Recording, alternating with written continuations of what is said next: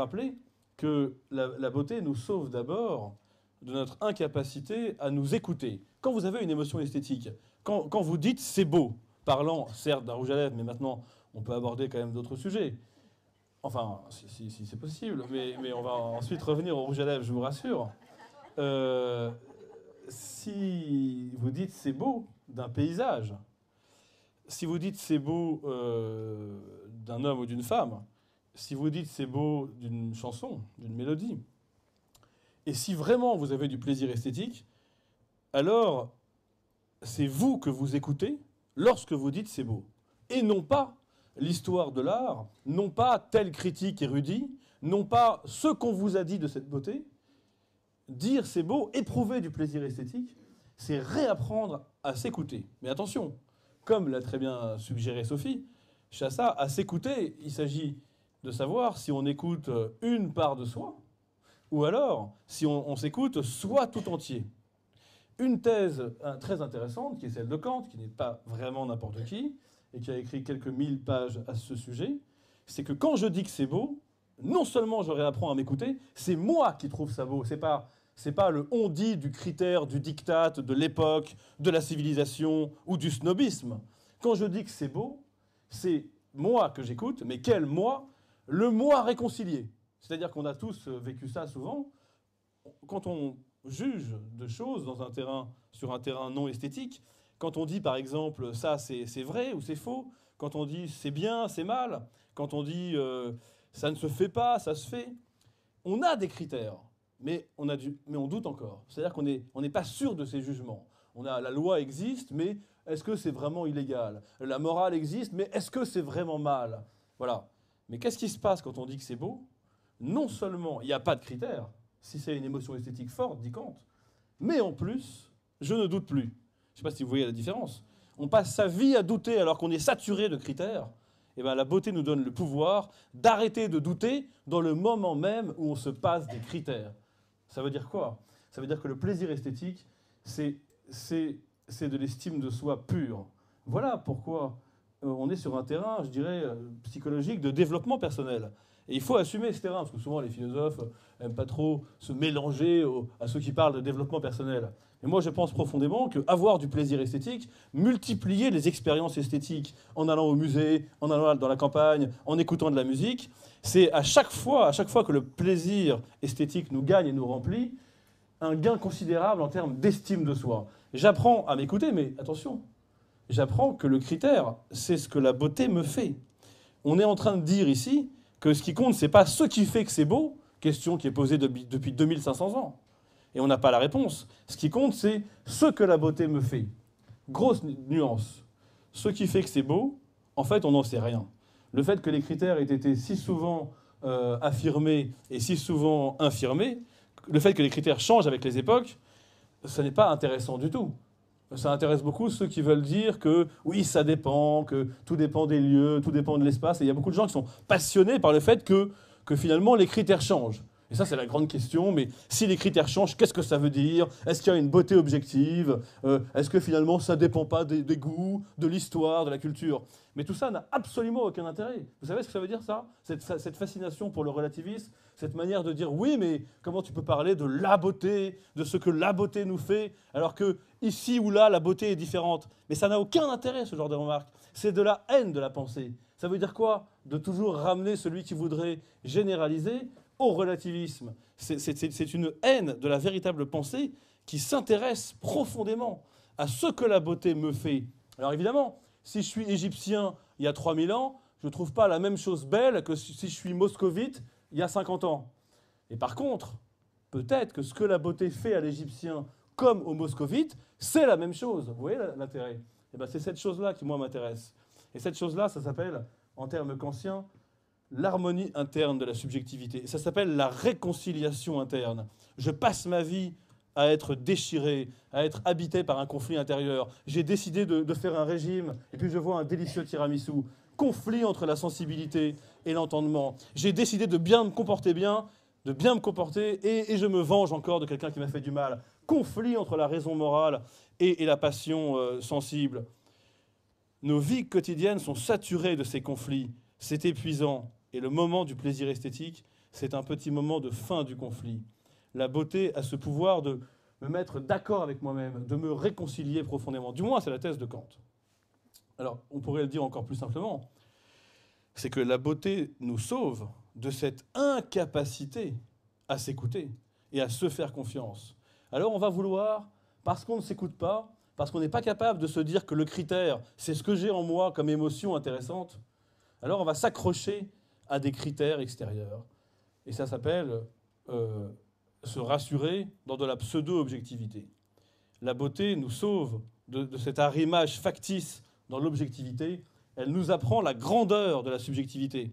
Ma subjectivité, c'est la vérité. Alors vous allez me dire, qu'est-ce que ça veut dire de dire ma subjectivité, c'est la vérité? Est-ce que c'est pas égocentrique, narcissique, romantique? Eh ben non, parce que quand je dis ma subjectivité, c'est la vérité, ça veut dire que je prends comme critère ce que la beauté me fait. Alors, mettons, si on regarde un Rembrandt, par exemple, eh bien, si je dis c'est beau, et que je n'ai pas comme critère objectif un critère qui viendrait de la tradition ou de l'histoire de l'art, mais simplement mon ressenti, eh bien, quand je dis que c'est beau, vous entendez la phrase. Je parle français, donc je ne fais pas de faute de français. C'est-à-dire que si je dis c'est beau, je ne dis pas moi, je trouve ça beau. Je ne dis pas au regard des critères et des canons de la culture occidentale, c'est beau. Je dis simplement c'est beau. Ce qui veut dire que dans le fond de ma subjectivité, j'éprouve la marque de la communauté mondiale des hommes, et des humains, pardon. Il me paraît évident que c'est beau pour tout le monde. Du moins, j'ai en moi ce désir de partage. Et c'est pourquoi je dis c'est beau. Donc c'est pas narcissique, c'est généreux. C'est pas autoritaire, c'est généreux. Et c'est ce que dit très bien Kant dans le jugement esthétique. C'est subjectif, mais ça vise l'universel. Alors je connais les objections. Il y en a plein qui trouvent pas ça beau. Mais encore une fois, ce n'est pas une objection intéressante, elle est refusée. Ce qui m'intéresse, et ce qui intéresse Kant, c'est pas que tout le monde trouve ça beau, parce qu'on sait qu'entre l'Égyptien et le Moscovite, il y aura des différences. Ce qui est intéressant, c'est que les deux, quand ils trouvent ça beau, dans le moment du plaisir esthétique, ils postulent que ça pourrait être beau pour les autres. Ils parient sur l'accord des autres, parce qu'ils en ont envie. C'est une promesse de partage, vous voyez? Mais la promesse, évidemment qu'elle ne sera pas tenue, évidemment qu'elle sera trahie, mais peu importe, ce qui compte, c'est la promesse. Car dans ce moment chaleureux de la promesse de communion, on éprouve une vérité, à savoir, j'ai quelque chose en moi que je sens commun à tous les humains, et c'est ça qui s'appelle la nature humaine, et c'est ça que la beauté réveille en moi. Voilà pourquoi la beauté nous sauve, vous avez compris. Elle nous sauve de ce relativisme exaspérant qui triomphe aujourd'hui. Elle nous sauve de cette idée que, oui, ça dépend, finalement, chacun a ses goûts et c'est très bien comme ça, alors n'en parlons pas. Elle nous sauve de cette haine de la pensée et de cette réduction attristante. Elle nous sauve de notre incapacité à nous écouter. Mais, comme l'avait suggéré Sophie avec l'histoire du maquillage, elle nous sauve aussi de la réduction identitaire. C'est-à-dire que notre vie sociale, notre vie mondaine au sens de vivre dans le monde, nous oblige à la simplification existentielle. Je m'appelle Charles Pépin, j'ai 40 ans et j'ai telle fonction sociale. Mais ma vérité, c'est pas ça. Ça, c'est une extraordinaire réduction de mon être. Et ben, quand je regarde ça et que je trouve ça beau, ça éveille une part de moi qui n'apparaît pas dans la réduction sociale de ma personnalité. Je me découvre beaucoup plus multiple, beaucoup plus complexe que je ne le suis sur la scène sociale. D'ailleurs, on voit bien que souvent, on a des valeurs. Par exemple, des valeurs, je sais pas moi, humanistes, des valeurs de respect de la différence, des valeurs d'égalité des sexes, et qu'on peut apprécier un chanteur qui n'a pas ces valeurs-là. On peut par exemple être un Parisien éclairé et puis adorer le rap américain, le hip-hop américain, comme celui d'Eminem par exemple, ou de Dr. Dre. Et si on s'intéresse aux paroles de ces chanteurs, on s'aperçoit qu'ils sont plutôt machistes, ils sont plutôt sexistes, ils sont un peu antisémites, ils sont plutôt racistes, ils sont assez homophobes en général. On comprend, parce que c'est pas non plus un anglais très compliqué, donc on comprend à peu près. Mais alors qu'est-ce que ça veut dire que moi, humaniste parisien, j'aime tant la musique de quelqu'un dont je vois bien que les valeurs ne sont pas les miennes? Eh bien, ça veut simplement dire que finalement, cette espèce de raciste homophobe, eh ben, il n'est pas si loin de moi que je le pensais. Je ne suis pas à ce point différent. Ça ne veut pas dire que parce que j'aime sa musique, je vais devenir homophobe et raciste. Ça veut simplement dire que dans le moment du plaisir esthétique, se joue un voyage vers autre chose que moi. Alors évidemment, je le présente négativement pour que ça vous parle. Un voyage vers d'autres valeurs que peut-être j'aurais jamais accepté rationnellement. Parce que rationnellement, je suis encore en train de me réduire, comme quand je vis sur la scène sociale. Mais dans le plaisir esthétique, j'arrête de me réduire à ça. Et je me dis en effet, j'embrasse une autre vie possible, j'embrasse d'autres valeurs possibles, par ma sensibilité, vous comprenez? Pas avec mes petits neurones limités, mais avec mon corps. Je pense avec mon corps dans le plaisir esthétique. Je me souviens que je suis un corps intelligent. Il n'y a pas d'un côté mon cerveau qui réfléchit aux valeurs et de l'autre côté mon corps avec mes yeux et mes oreilles qui ressent, qui voit ou qui entend. Dans le plaisir esthétique, c'est enfin mon corps qui pense. Et voilà, ça nous sauve du dualisme, ça nous sauve de la réduction identitaire. Alors, attention, il y a un transport intérieur, il y a un voyage. Je me dis, quelque part, sans y réfléchir, c'est mon corps qui pense, que peut-être, si j'étais né ailleurs, si j'avais grandi ailleurs, peut-être mon énergie vitale à moi, mon instinct de survie, qui s'exprime dans mes petites valeurs humanistes de Parisien éclairé, ben, si j'étais né ailleurs, la même énergie vitale peut-être se serait exprimée à travers des paroles homophobes et racistes. Et je m'ouvre à cette dimension. Finalement, je me découvre un peu autre, et en même temps, dans le même mouvement, l'autre me semble moins autre.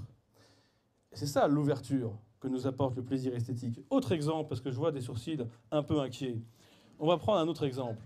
C'est sûr que peut-être j'ai pris le meilleur exemple avec le hip-hop américain par rapport à vous, mais peut-être pas. Prenons un autre exemple. Je suis quelqu'un de très rationaliste. Je ne crois pas en Dieu. Et je regarde Ordette, le film de Dreyer qui raconte la vie de Jésus. Je l'ai encore vu hier matin avec mes élèves. Et si je trouve que c'est beau, évidemment, si j'ai du plaisir esthétique, alors ça veut dire quoi? Eh bien, ça veut dire que c'est comme si je découvrais. Donc, Ordette, c'est quand même la vie de Jésus. Hein, c'est un garçon dans une famille qui a l'air un peu d'un débile léger. Il a l'impression de parler à Dieu. Il a le regard fixe. Puis, au fur et à mesure du film, qui est parfois présenté comme un des plus beaux films de l'histoire du cinéma, Sarkozy aimait beaucoup à le citer sur le conseil de Carla Bruni pour montrer qu'il était cultivé. Et donc c'est Ordette de Dreyer. Et bien au fur et à mesure du film, la mise en scène est incroyable, la photo, la lumière, c'est très très esthétique.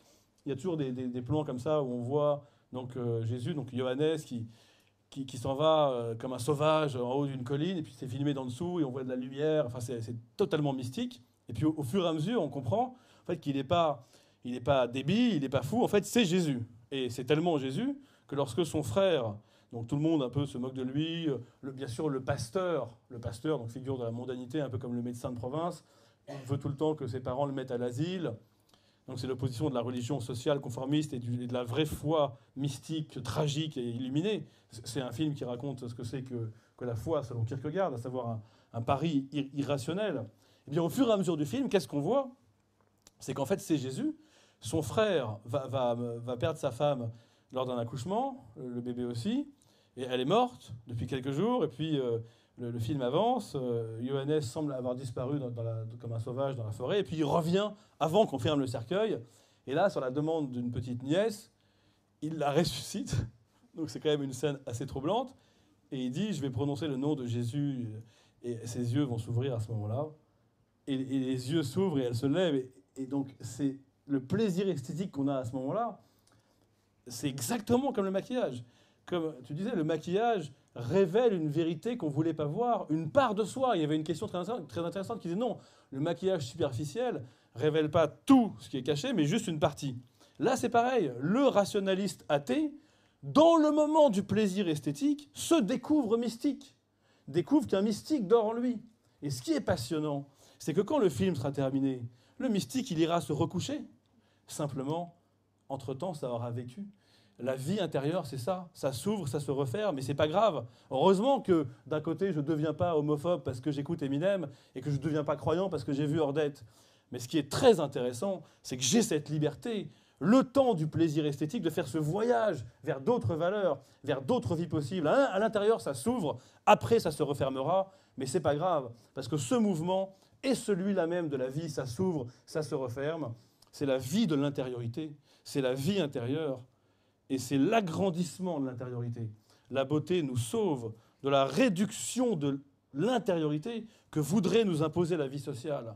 Elle nous permet d'accueillir notre propre complexité et aussi d'ailleurs un mystère à l'intérieur de soi. On peut d'ailleurs regarder la photo non, je ne pensais pas à celle-là, mais plutôt, c'est pas grave, celle-là. Vous voyez, quand on a une émotion esthétique, c'est une vraie photo. Ce qui est très intéressant, c'est que en général, on ne comprend pas pourquoi c'est beau. On ne comprend pas exactement ce que ça nous dit. Mais en même temps, on sent que ce que ça nous dit est vrai.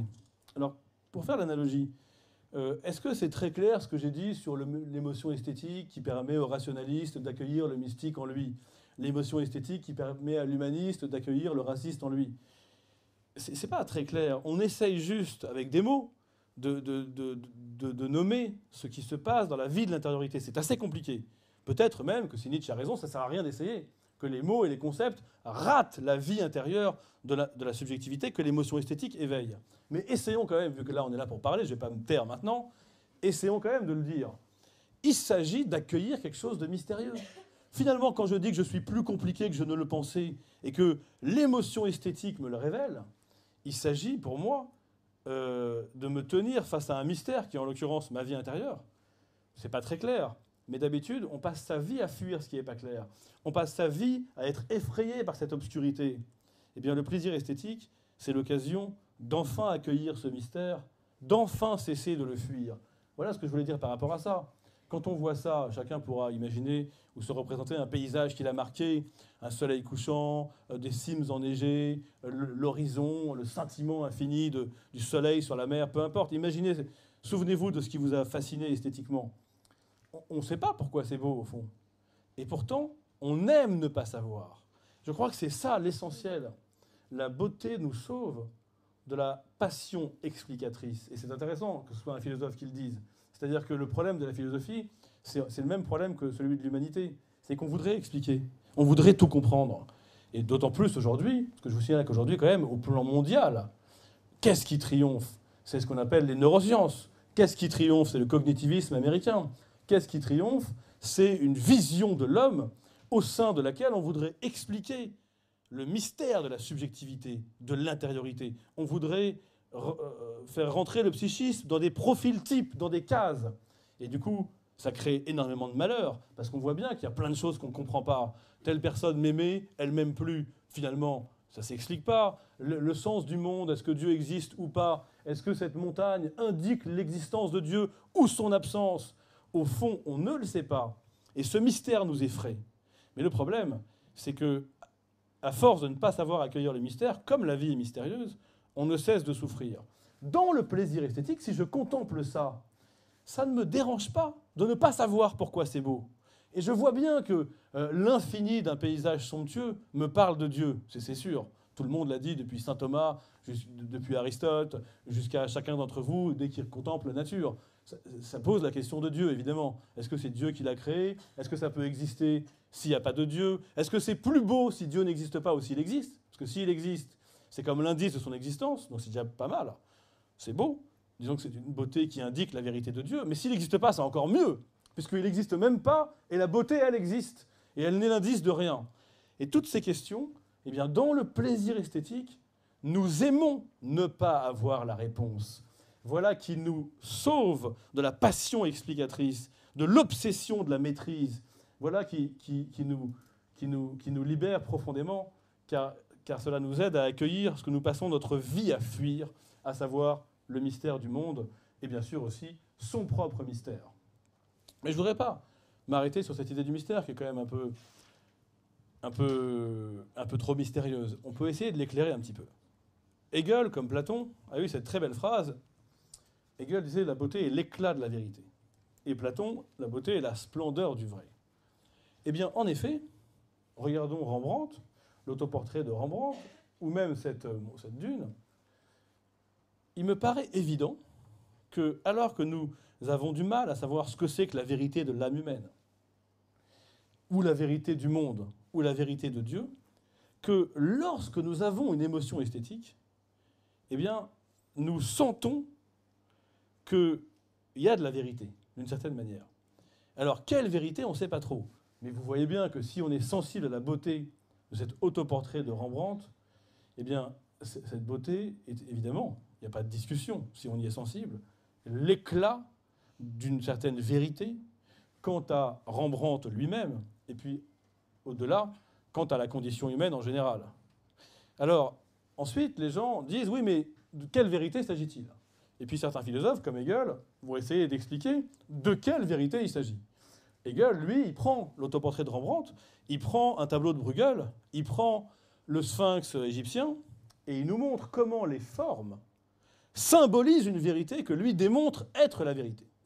Donc en l'occurrence, si on prend l'exemple de la pyramide d'Égypte ou du sphinx, Hegel nous montre que le sphinx, vu qu'il a un gros corps de félin et que émerge une tête féminine, humaine, spirituelle, il symbolise parfaitement la vérité de la condition humaine telle que l'Égypte l'incarne parfaitement à l'époque, à savoir que être humain, c'est être fasciné par la puissance du naturel, tout en voulant s'en arracher, en accédant aux sphères du spirituel.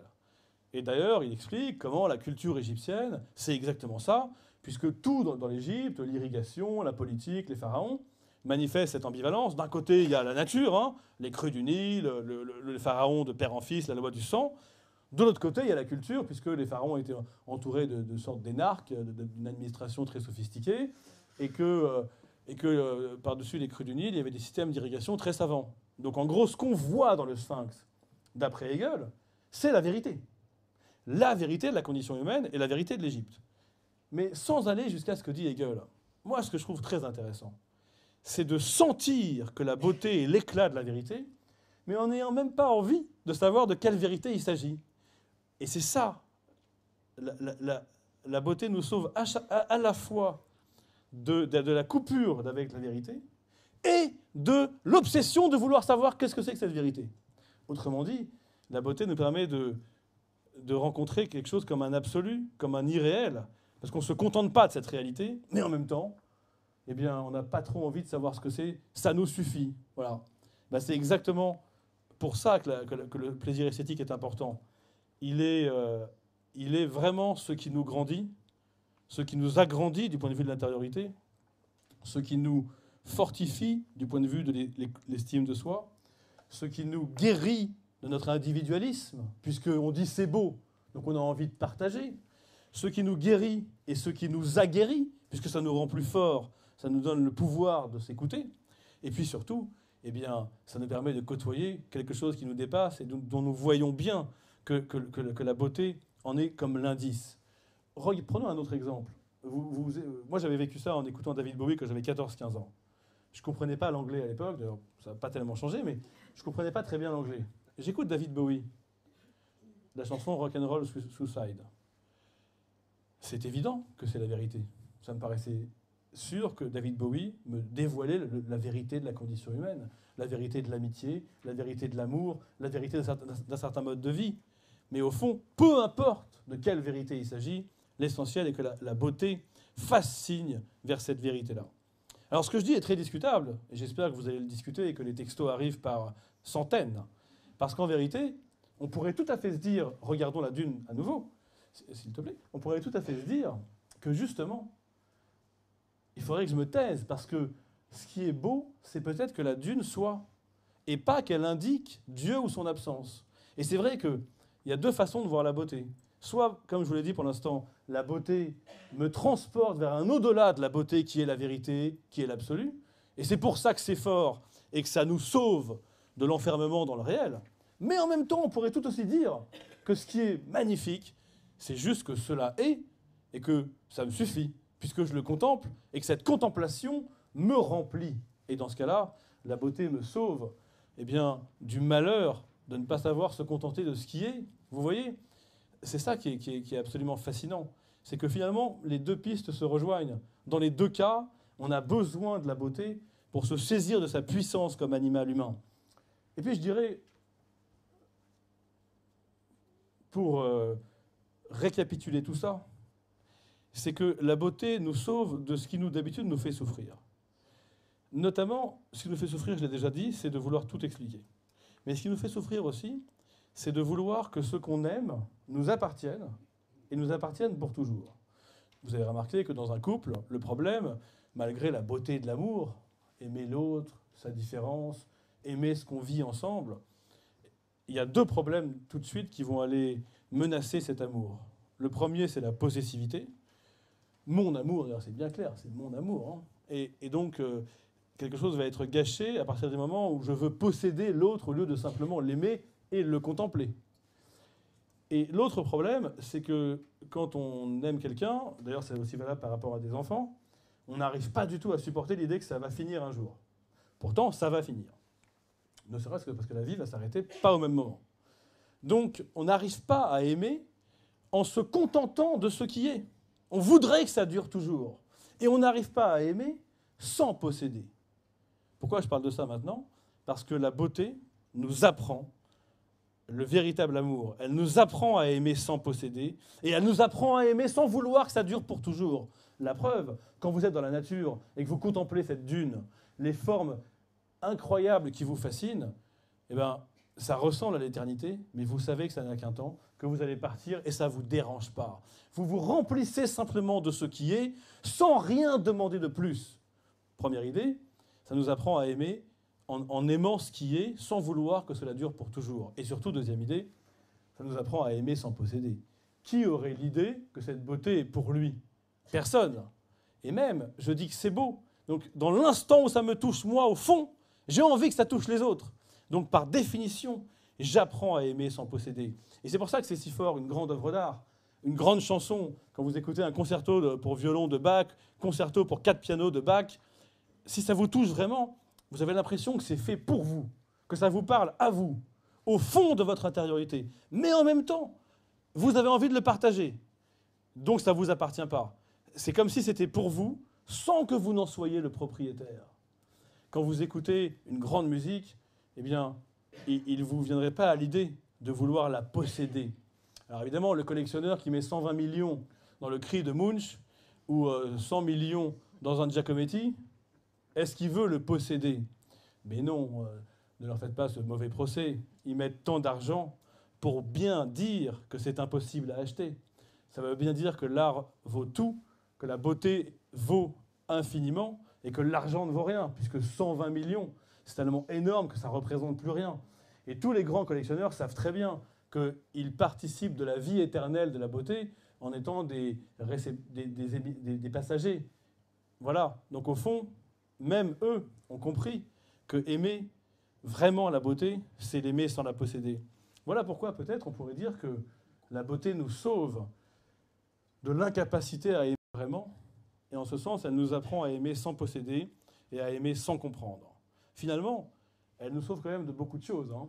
Elle nous sauve de l'incapacité à s'écouter, elle nous sauve de notre incapacité à comprendre qu'on a un corps qui pense, qu'on est un corps intelligent, elle nous sauve... pas de tout, vous voyez, mais elle nous sauve de la réduction identitaire, et elle nous sauve aussi, très important, de ce que Freud appelle le malaise dans la civilisation. Vous savez quand même que nous avons dû, pour devenir des êtres civilisés comme ce soir, hein, on va écouter de la philosophie le soir, en se tenant correctement, sans agresser le voisin, en attendant poliment l'heure du cocktail. Eh bien, tout ça, c'est vraiment de l'animal civilisé. Mais comment on a fait pour en arriver là, dit Freud? Ça a été très dur. Il a fallu refouler, dans les premières années de sa vie, beaucoup d'agressivité asociale, beaucoup de sexualité asociale. Nous ne sommes des humains civilisés que d'avoir refoulé énormément de pulsions sexuelles ou agressives asociales. Ce refoulement est problématique. C'est ça que Freud appelle le malaise de la civilisation. Il est problématique parce que les pulsions que nous avons refoulées lorsque nous nous sommes humanisés, socialisés, eh bien ces pulsions, elles n'ont pas disparu. Donc toute la question, c'est qu'est-ce qu'on en fait? Comment on leur donne droit de cité, étant entendu qu'elles sont refoulées, qu'on n'a plus le droit de vouloir posséder, de vouloir agresser, de vouloir tuer, qu'on l'a profondément refoulé inconsciemment, mais que c'est encore vivant, parce qu'une pulsion ne disparaît pas. Vous le savez, plus elle est refoulée, plus elle réclame son dû, mais dans le fond de l'inconscient, c'est-à-dire dans la libido. Pour quel rapport devez-vous vous dire pour certains avec le sujet du soir? Eh bien, le rapport est direct. C'est que la thèse de Freud, absolument géniale, c'est que, heureusement, cette culture, on pourrait voir Drive pendant ce temps, cette culture qui nous a obligés à refouler nos pulsions sociales, asociales, pour devenir humains, heureusement, elle nous offre des occasions de satisfaire ces pulsions agressives et sexuelles, mais d'une manière spirituelle. De satisfaire cette libido sauvage, mais d'une manière civilisée. De satisfaire tout ce que la civilisation nous a obligés à refouler, d'une manière civilisée. C'est logique. C'est la culture qui nous a fait refouler. C'est elle qui nous propose des grandes œuvres d'art. Rembrandt, Bach, Drive, pour nous donner l'occasion de sublimer notre libido. Donc, ça veut dire quoi? La thèse de Freud est géniale. On ne pouvait pas ne pas en parler ce soir sur un sujet comme ça. La découverte de Freud, c'est pas l'inconscient, ça, on l'avait bien découvert auparavant. La découverte de Freud, c'est que la pulsion humaine est souple. Moi, animal humain, à la différence des bêtes, je peux avoir une pulsion sexuelle qui va se satisfaire avec un objet non sexuel, j'ai nommé la beauté. Je peux avoir une pulsion agressive qui peut se satisfaire avec un objet non agressif, j'ai nommé la beauté. Au fond, dans le plaisir esthétique, il y a une satisfaction non sexuelle de la sexualité asociale. Dans le plaisir esthétique, il y a une satisfaction non agressive de l'agressivité refoulée. C'est ce qui s'appelle la sublimation. Alors voilà pourquoi la beauté nous sauve. Elle nous sauve de ce malaise qui nous fait humains. Elle nous sauve de ce malaise dans la civilisation propre à toute humanité. Et c'est pourquoi elle nous fait tant de bien. Et maintenant, je ne vais pas vous laisser comme ça sur une chose si optimiste. Car évidemment, tout ce que j'ai dit est vrai, mais uniquement pendant le très court moment du plaisir esthétique. Quand ce sera fini, rien n'aura changé. Vous ne serez pas devenu meilleur parce que vous avez eu 5 minutes d'extase en écoutant Bach. Pas du tout. Vous ne serez pas devenu meilleur parce que vous aurez sublimé en regardant Drive. Pas du tout. C'est juste un moment. C'est une parenthèse qui fait du bien. Mais quand la parenthèse se referme, en fait, on est sauvé de rien. Donc mon livre a un titre « Mensonger ». Ce qu'il fallait dire, c'est pas quand la beauté nous sauve, c'est quand la beauté nous donne la promesse du salut. Mais cette promesse est déjà suffisante. Ça ne nous sauve pas vraiment. On voit bien que beaucoup de nazis étaient des esthètes qui écoutaient Mozart et Lully. Voilà, ça ne nous sauve pas. Mais en revanche, ça nous offre une parenthèse où retrouver un peu de son pouvoir, de sa vérité, de sa complexité, de son ambiguïté. Finalement, ça ne nous sauve pas, mais ça nous fait beaucoup de bien. Et ce bien, c'est peut-être justement d'accueillir sa complexité et donc de savoir que justement, on ne sera pas sauvé, vous voyez. Si j'avais conclu en disant « oui, on va être sauvé de tout », alors on aurait retrouvé de la réduction finalement. Mais la grandeur de la simplification, la grandeur de la beauté, c'est qu'elle est toujours l'accueil d'une forme de complexité, d'ambiguïté, d'ambivalence, même d'imperfection. Si vous écoutez Jean-Louis Aubert, il ne chante pas très bien, et pourtant vous trouvez que c'est beau. Ça veut dire quoi? Ça veut dire que vous accueillez, ça veut dire que vous comprenez que s'il y a de l'imperfection dans la beauté, alors vous, avec vos imperfections, vous pouvez être beau aussi. C'est pour ça que ça nous fait du bien, ça nous apprend à cesser de fuir, à cesser d'être effrayé par ce qui pourrait nous grandir. Finalement, pour reprendre la phrase de Nietzsche intéressante, superficielle par profondeur, c'est exactement ça. C'est-à-dire que tout ce qui est superficiel éveille en nous des choses profondes. Voilà. Nous sommes superficiels par profondeur. Autrement dit, la beauté n'est jamais superficielle dans le moment, bien sûr, où j'y suis vraiment sensible. Voilà, merci beaucoup pour votre attention.